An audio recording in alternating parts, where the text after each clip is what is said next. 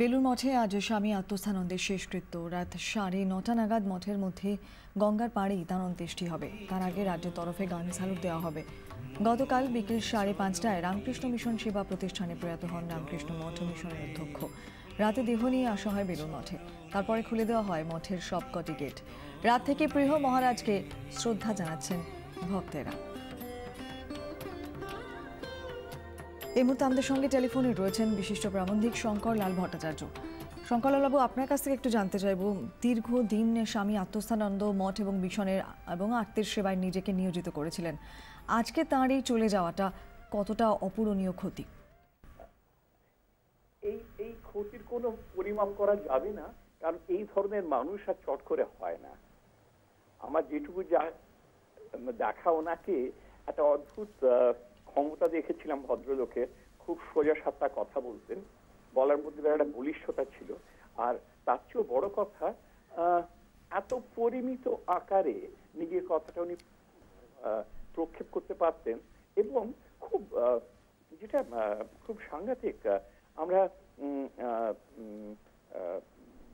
সন্ন্যাসী বললে যে একটা নরম সরম চেহারার কথা ভাবি, সেটা কিন্তু স্বামীজি বিবেকানন্দ ছিলেন না। তিনি খুব বলবান, বলশালী এবং খুব ব্যক্তিত্বময় মানুষ ছিলেন। তো এই ধারারই প্রায় বলা যেতে পারে এক আধুনিক সংস্করণ ছিলেন আমাদের আত্মস্থানন্দজি। আমার ওর প্রতি একটা বিশেষ আকর্ষণ এই কারণে, আমার মা এবং স্বামী আত্মস্থানন্দজি একই স্বামী বিরজানন্দের কাছে দীক্ষা নিয়েছিলেন। ওর কাছে তখন সেই সময় কিছু শুনতাম, তখন তো উনি এইভাবে এই নামে আসেননি, তখন তো উনি নেহাতি দীক্ষিত। কিন্তু পরে যখন এলেন কলকাতায় এই বেলুড়ে, আমরা দেখলাম যে উনি পুরো জিনিসটাকে একটা আধুনিক মডেল, একটা সায়েন্টিফিক স্ট্রাকচার হিসেবে দেখে এটা করতে হবে, ওটা করতে হবে, সেটা করতে হবে, এবং সবকিছুর শেষ কথা হলো যে মানুষের জন্য কাজ করতে হবে। এরকম একটা সোশ্যাল ওয়েলফেয়ার স্কিমের কথা উনি বারবার বলতেন। এবং সবচেয়ে অনুপ্রাণিত হতাম ওনার কথার মধ্যে কোনো রকম অতিশয়োক্তি থাকতো না। এবং বেশ জোর দিয়ে যেটা চাইতেন সেটা বলতেন, এবং যেটা করাতে চাইতেন সেটা করিয়ে নিতেন। এবং তার চেয়েও বড় কথা, আমরা যে মডেলটা হারিয়ে ফেলছি ক্রমশ, যে এমন একটা ব্যক্তিত্ব সম্পন্ন মানুষ যার দিকে তাকিয়ে আমরা ভরসা পাই।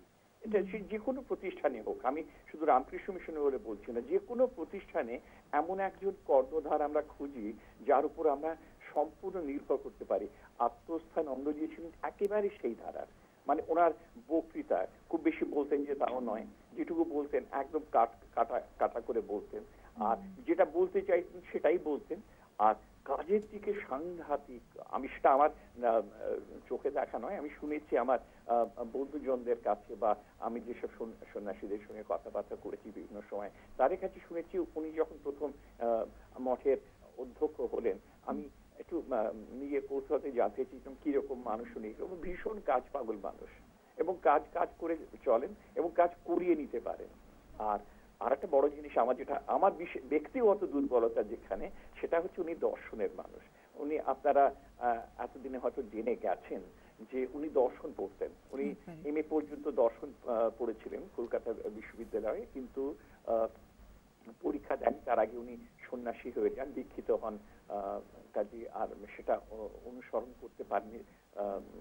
কিন্তু দর্শন পড়ার কারণে ওর স্বামীজির মূল্যায়নটা অন্যরকম ছিল।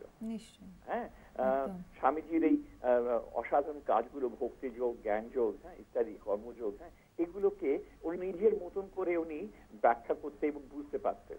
এবং তার চেয়েও বড় কথা, স্বামীজি এই ব্যাপারটা নিয়ে ওনার একটা নিজস্ব মূল্যায়ন ছিল একেবারে দার্শনিক ক্ষেত্র থেকে, যেটা আমার কাছে খুব খুব ইন্টারেস্টিং লাগে। আপনারা হয়তো নাম শুনেছেন, আমার ধারণা ভারতের শ্রেষ্ঠ জীবিত দার্শনিক, উনি আমেরিকায় থাকেন এখন, সৌভাগ্যবশত এবং যে কোনো কারণে হোক আমরা একই বাড়িতে থাকি, উনি আমারও 4 তলায় থাকেন। তার নাম হচ্ছেন ডক্টর JN মোহান্তি, জিতেন্দ্রনাথ মোহান্তি। অসাধারণ, ওনার সঙ্গে মাঝে মাঝে আমার কথা হয়। এবং উনি কিছুদিন আগে একটা দীর্ঘ কথা হচ্ছিল, এখন আবার আমেরিকা থেকে অসুস্থ আছেন।